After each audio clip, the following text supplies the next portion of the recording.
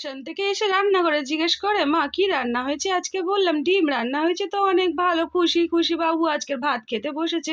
স্নান করে রেডি হয়ে বসে পড়েছে, তার মধ্যে ভাতের থালাটাও গুছিয়ে নিচ্ছি। বাবু বলে দিয়েছে মেপে মেপে এক বাটি ভাত দেবে কোনে, ওর থেকে বেশি ভাত দিলে আমি মোটা হয়ে যাব, আমি খাবো নি তাহলে। তো বুঝিয়ে শুনে মেপে এক বাটি গরম গরম ভাত দিলাম, এক বাটি ডাল, তার সঙ্গে ব্রাহ্মী শাক ভাজা, আর বানিয়েছিলাম ওলকপি আলু ভাজা আর ডিম কষা।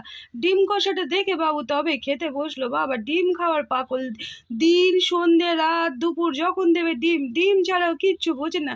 মাছ মাংস কিচ্ছু লাগবে না, ডিম দেবে তোমার, সারাদিন ও ডিম খেয়েই থাকবে কোনে। আর টমেটোর চাটনি আগের থেকে বানিয়ে রেখেছিলাম, সেটাও অল্প করে দিলুম।